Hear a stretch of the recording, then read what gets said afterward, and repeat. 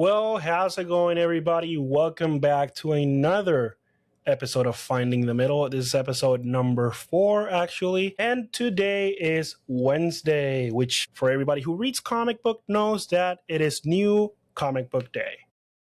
Before we even start, I am your host, Kevin Cancela, and we're going to talk about this today. And we're going to talk about the stack of comics that I got today. So here it is for visual context. This is what the stack looks like this week. It was a really fun day today.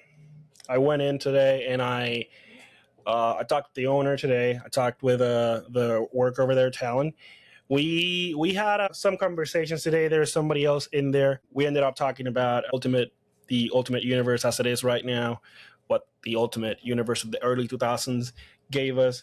But yeah, we had this nice and good conversations that I've talked to you guys many times before. It's like comic book places are the perfect place for you to go and socialize, have conversations, be a nerd, and feel comfortable. The best place to do it is just going to your local comic book shop, and you will get into like conversations like this. But without further ado, I want to jump in and talk about this comics. And I'm going to start with Exquisite Corpses. So here are the two variants that I got. The polybagged, and I also got the regular version. For anybody who's asking, why do I get more than one? Well, this one is just the A cover. Nothing crazy. I think they've done, every killer has like a different cover. And then the good thing about it is that they randomize the killers so that you wouldn't know, because this guy is dead in the comics. Spoilers alert, by the way.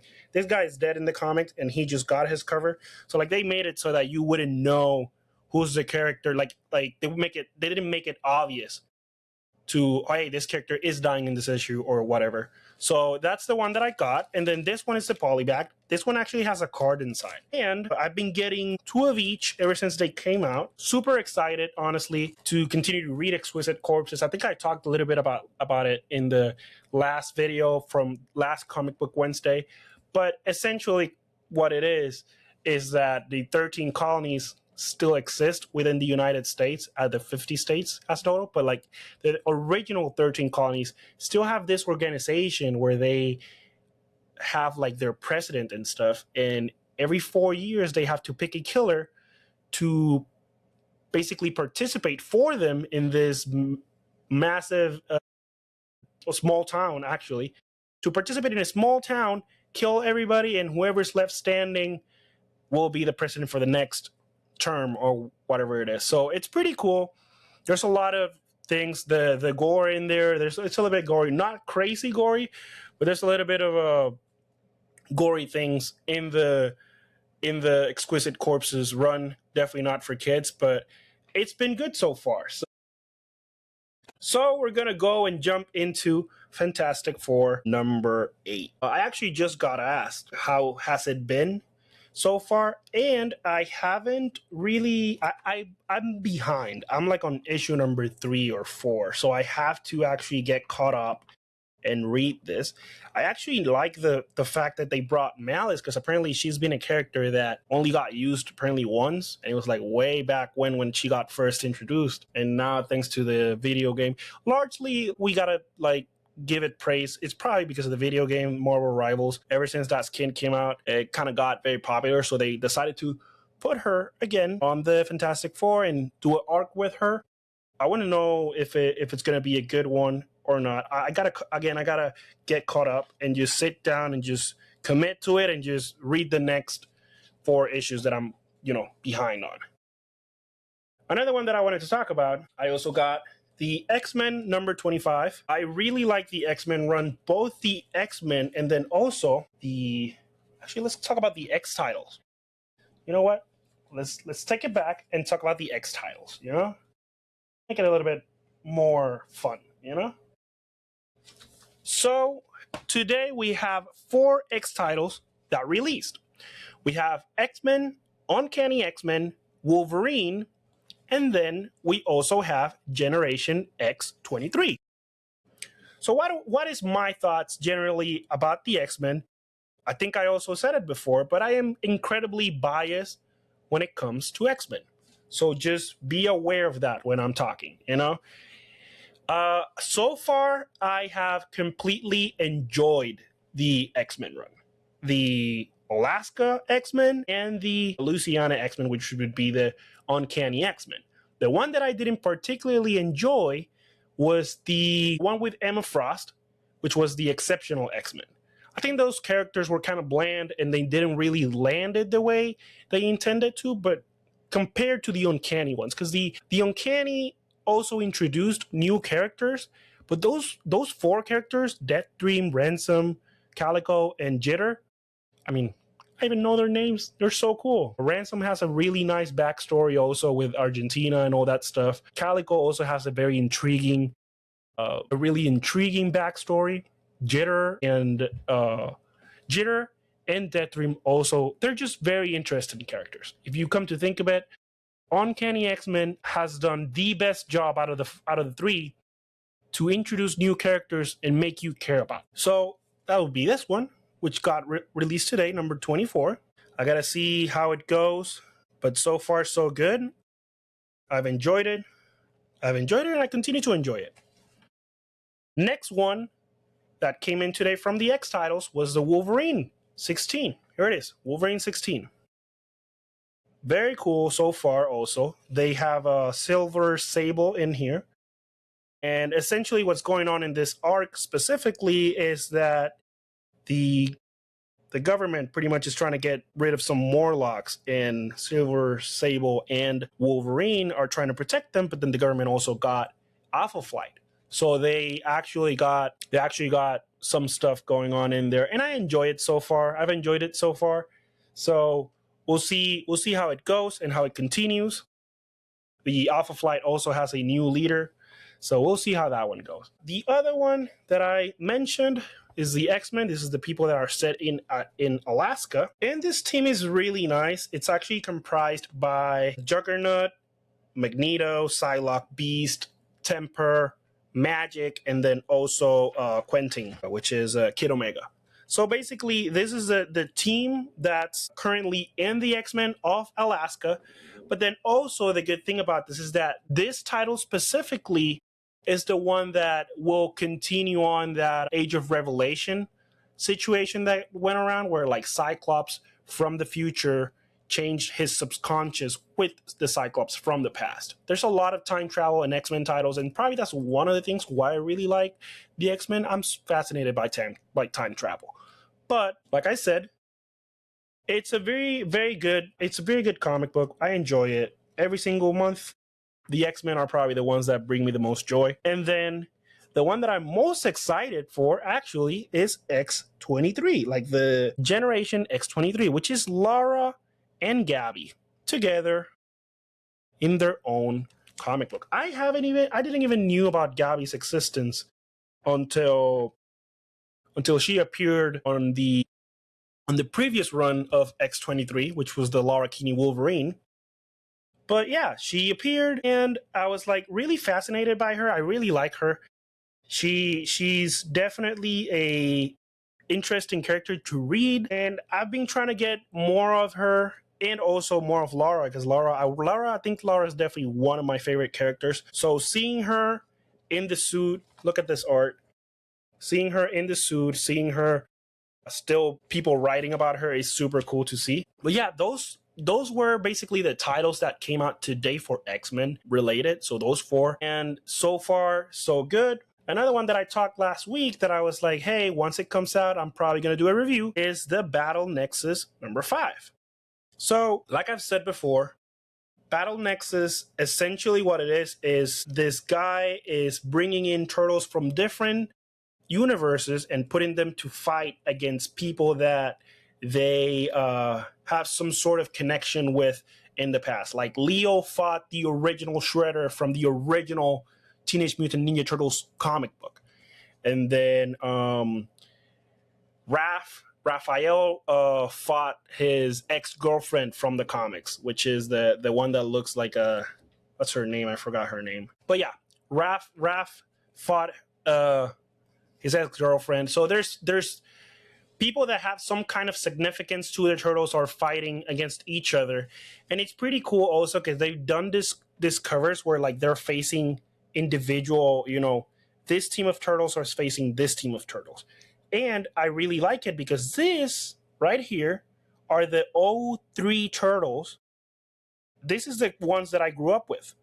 These are the turtles that I loved and still love to the date because they were cool. They were fun. They weren't super funny. They weren't super dark, but it was enough to keep me hooked. It was kind of like how Teenage Mutant. It was kind of how Teen Titans. I don't know if you guys remember the Teen Titans show, but you know how Teen Titans could get pretty dark. These turtles could get pretty dark, and I like that for them. Some shows that don't take themselves too funny or too serious, like kind of like you can have a in between there to continue to put out more lore that will know create some depth to the characters and stuff. So that's why I loved that show from back then.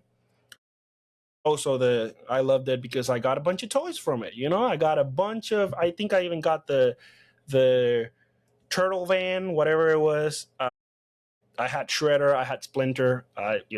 It's cool. One of the things that I appreciate, and speaking of turtles, one of the things that I appreciate is the fact that when they stuck to the original source material pretty well, like not making Splinter look funky or weird, because that's something that turtles nowadays do a lot, which is just putting Splinter in with an afro or looking just weird as hell, and you're like, this is not the Master Splinter that I know and care about. But anyways, going off of the turtles, let's go into the Ultimate Universe, which is something that I was talking to you guys earlier. When I went today to the comic book shop, we had a conversation about how this Ultimate Universe compares to the Ultimate Universe from the early 2000s.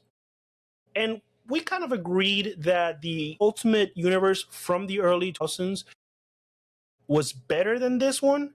Again, it is kind of the same. So it's not the same universe, like it's not the same Earth universe, but it's a story that continues because the Ultimate Universe from the early 2000s got destroyed, and basically the Maker got captured. Miles Morales entered into the 616 universe, and this universe actually, this Ultimate Comics, the new ones, actually started by the Maker escaping and traveling through the multiverse and finding this Earth where he prevents the origin stories of many different characters from the Marvel Universe. Like he prevented Spiderman from being bit by the spider, and that's why he actually gets the suit when he's in his.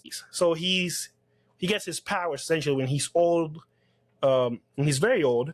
So I mean, not super old because 30 is not super old, but you know what I mean. He also changed the origin story of Wolverine, and Wolverine is now the Winter Soldier, you know. So it hasn't been a complete loss for them. I mean, Ultimate Spider-Man has been really well recognized, you know, it's been very well praised and received. But I feel like overall, the Ultimate Universe from the early 2000s definitely did a better job at building that universe, and also we got something out of it. I don't feel like we've gotten anything out of this other than a different story.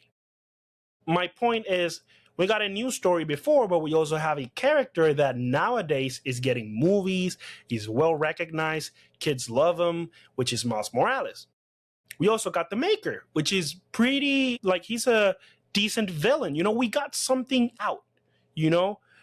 This ones, I feel like they haven't really progressed in the Marvel universe that's already built. Like I feel like maybe people will remember this, but it's not going to be remembered the same way as the Ultimate Spider-Man from the early 2000s. And then maybe that is me. Maybe that's a me thing. Maybe you don't agree with me, but you can let me know in the comments. Like, let me know what you think about the Ultimate Universe that we have currently compared to the early 2000s. That would be a good question to ask for you guys, you know? Anyways, we're going to go from here to Dungeons of Doom. I've liked anything Doom related because I feel like Doom is a really good character. He has depth. He's a villain with motives. In his mind, Doom thinks that he is right. Like the way he's doing it is the correct way. And essentially most of the stuff that he was doing was actually pretty nice. You know, if you read One World Under Doom, he was basically the sorcerer supreme of the world. He was doing, okay, so I don't want to say he was doing good, but what he was trying to do was good. It was just the way he was doing it was bad. So he has that, how you say that, when you're like, oh, the means justify the for him the means justify the ends, and that is one of the things that I do enjoy about Doctor Doom, how he's not that black and white. There's other villains that are just bad. There's superheroes that are just good, and he's kind of in the gray area, and that's something that I really enjoy about characters. If you give me a character that's all bad, but there's nothing behind it, he's just like a bad guy, like a regular bad guy. But Doctor Doom, he's definitely in that gray area. Like he's not pure evil, but he's not good either. And then also the tie-ins with the Fantastic Four, which is his relationship with Valeria. It makes Doctor Doom even more interesting, because at the end of the day, he's part of the family because he's the godfather of Valeria.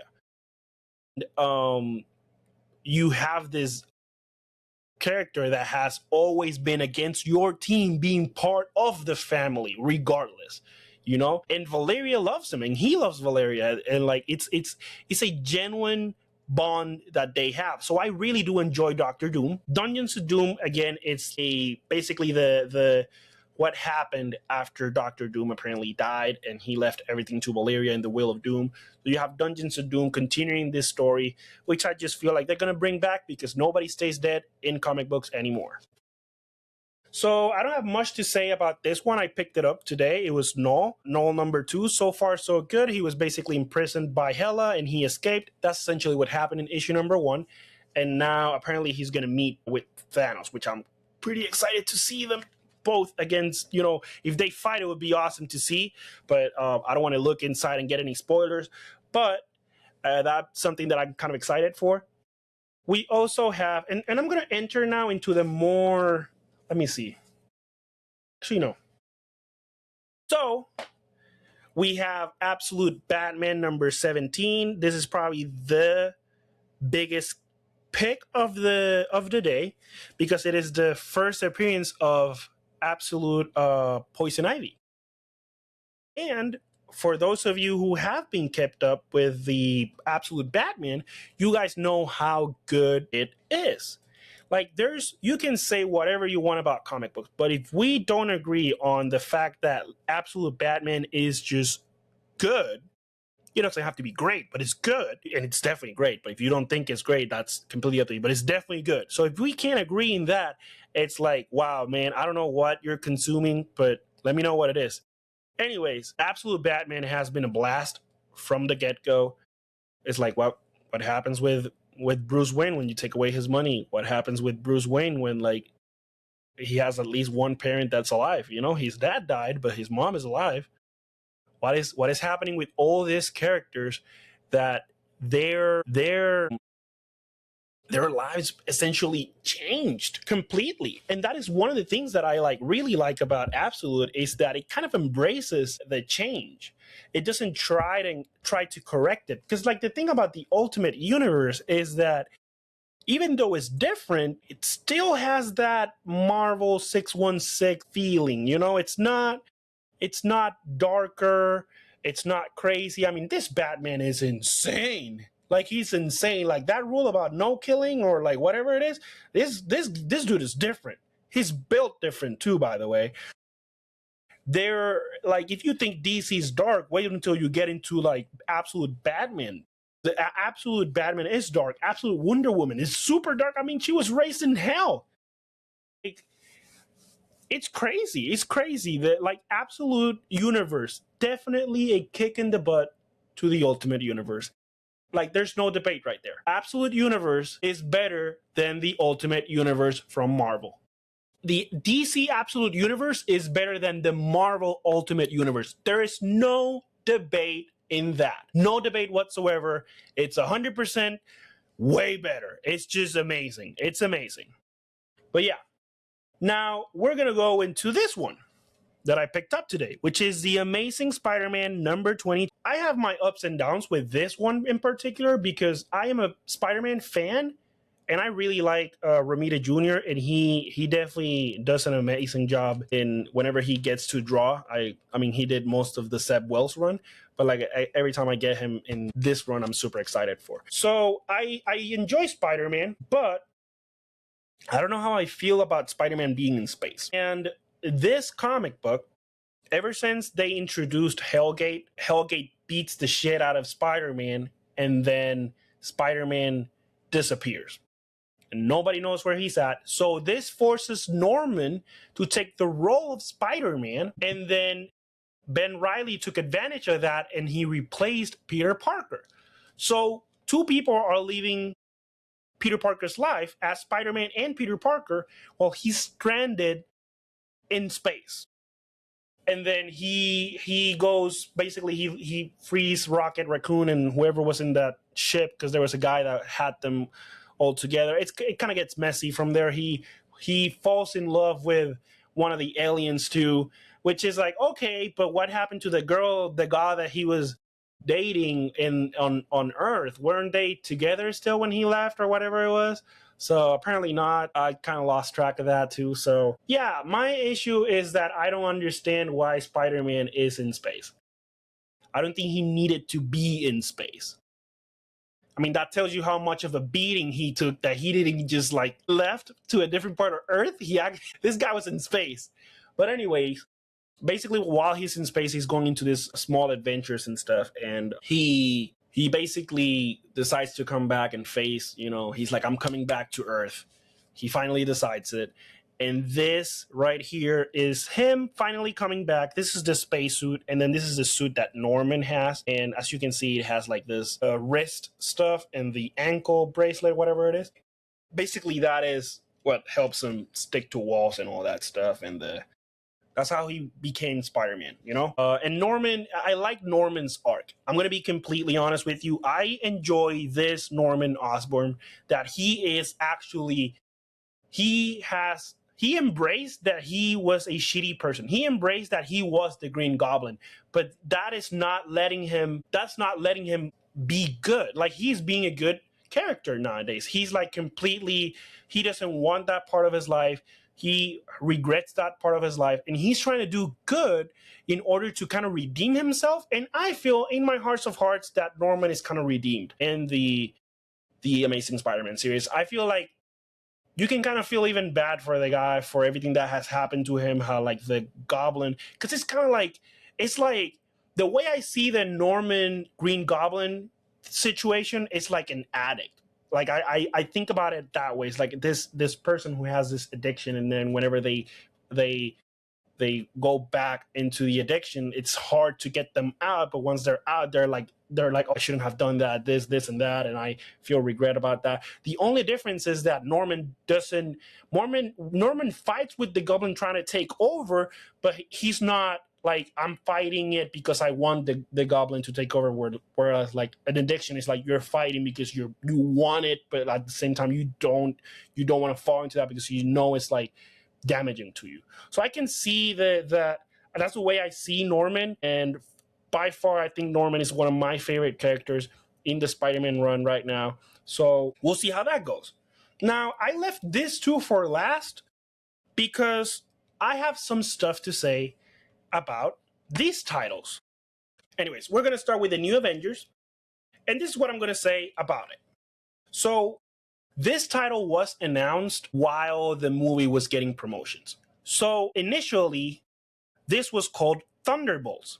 And then once they revealed in the movie what the asterisk meant, and then they changed it to the New Avengers, they also changed the title to the New Avengers. Now, if you've seen the movie, it's really good, and it talks about like, fighting things, like dark, like mental health as a family and as a team. Talks about mental health and all that stuff. This is a bunch of random people put together to fight a bunch of random clones of characters that are well established within the universe. What the hell is this? Like, why? And I was super excited to see this. Another thing, why is Hulk, they didn't do it in this one, but why is Hulk being promoted as one of the teams, like he's like supposedly part of the team, but yeah, he's only been in one issue. They just fixed that. Issue number 8 still had Hulk in here. And I was like, why are you still promoting him as part of the team? He hasn't even been here. I was super excited to see Carnage, and I am actually excited to see Carnage. He's probably one of my favorite team members. But then I feel like this team doesn't like at the end of the day, they're gonna defeat the Illuminati. Like this is lazy writing, but they are gonna defeat the Illuminati, and you're gonna be like, yay, we have these new Avengers that didn't amount to anything. There's no real threat other than clones from another character. And I feel like that is not a real threat, and that is definitely not how you build up a team to be respected. Like, if you want a team that people will look up to and be like, people will respect the team, if you want to build up characters as a team, you need to give them a real threat. And I don't feel that the Illuminati is the way to go. Again, these are just characters that are clones of the Illuminati. And I am just like, what the hell? Why are you doing this? This could have been something more. This is Carnage's first appearance, like as a team member of the Avengers. I've never seen Carnage as in the Avengers. What? And the team is solid, because this is not a bad team at all. Like, look. I'm gonna mention to you guys the names on the team. You have Bucky Barnes as the leader, Winter Soldier, right? You have Black Widow, Lara Kinney Wolverine, Namor, Clea Strange, and Carnage Eddie Brock. And they used to have Hulk. Thankfully, I think somebody in the editor's room went like, well, we haven't even put Hulk in here. We got to take him out. But yeah, we have this is a really nice team. It's a bunch, like, the thing about the Avengers, when you put teams together, the way I see it is like, you always want to have a team that on paper will look good together. You don't want to have, I like when they do this stuff where they put a bunch of random people together and they had to figure shit out and work together, and it actually works. Because Carnage is a freaking, like, maniac that just want to kill people. Namor, I don't even like Namor. Clea Strange is, she's a sorceress, whatever. She's trying to portray her part as Doctor Strange. Then you have Lara Kinney Wolverine, which doesn't really work with anybody. And then you also have Black Widow and Winter Soldier pretty much as the leaders, but then they also have a romance together.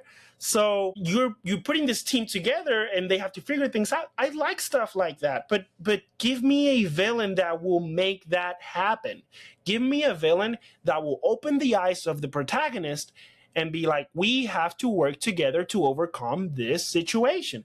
Do not give me a bunch of random ass people that just suck. Because this Illuminati just sucks. Like, why are they here? Why were they even created?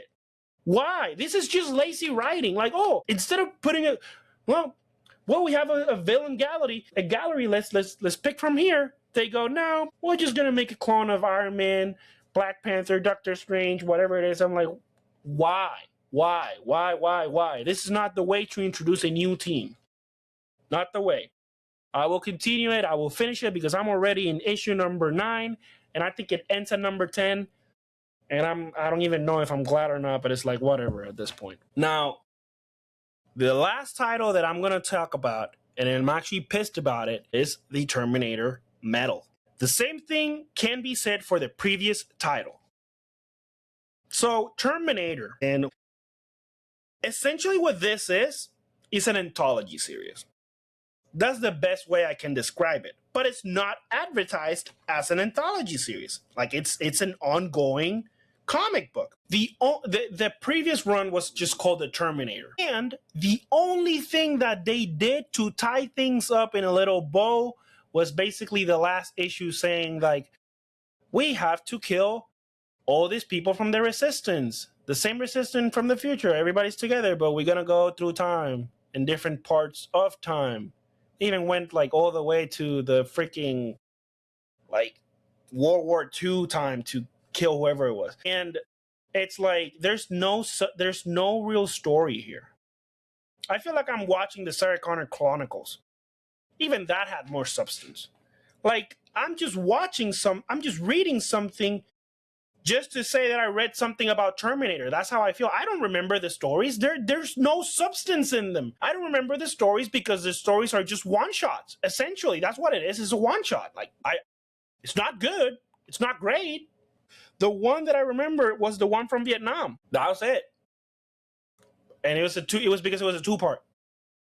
That's the only reason why I remember the Terminator from this one. The first issue, was it the first one or was it the second one? There was one issue in here that caught my eye, and essentially was this reprogrammed Terminator that was escorting the team to a different place, and he was programmed to, at all cost, complete the mission. And essentially what happened was that the guy that reprogrammed him got wounded, and his wounds were basically, he was going to compromise the mission if he saved him, so the Terminator just started walking. He just left him there. That one was a good issue. But the thing that I'm having problems with is that there's nothing connecting it. And I don't know if it's because when they licensed the Terminator IP for doing the comic books, I don't know if it's because whoever the studio that owns the movies were like, hey, you can't start up new stuff because then we're going to have problems with the movie, and we don't want you guys to expand the lore more than the movies have already doing it. All you're going to do is fill in the gaps, or like tell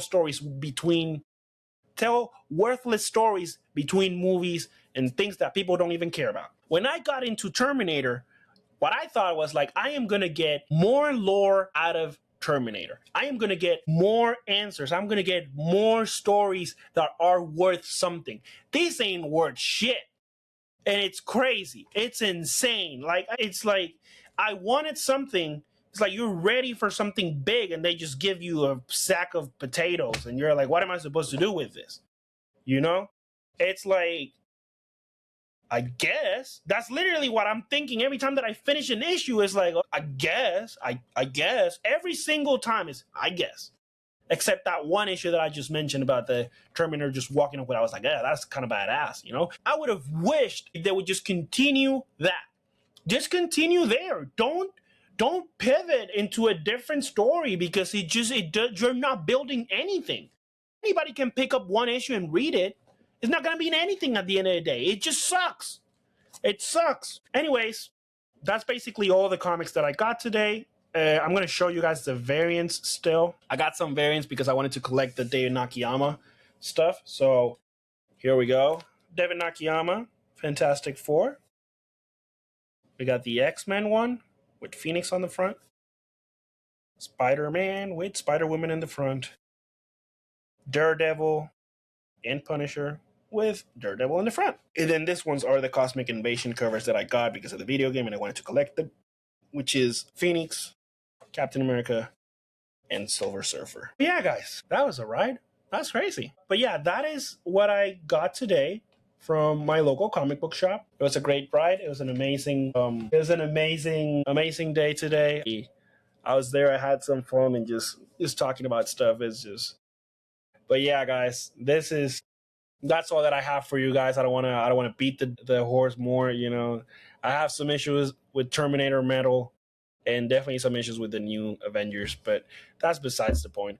If you like if you guys liked or enjoyed this particular episode, whether you saw it on YouTube, whether you saw it on Spotify, or even if you're just seeing clips online, just let me know. Whatever it is, just like, subscribe, hit the notification bell so you know when the next episode is actually coming out. Well then, guys, as always, see you guys in the next one, and thank you for joining me, okay? Have a good night, guys.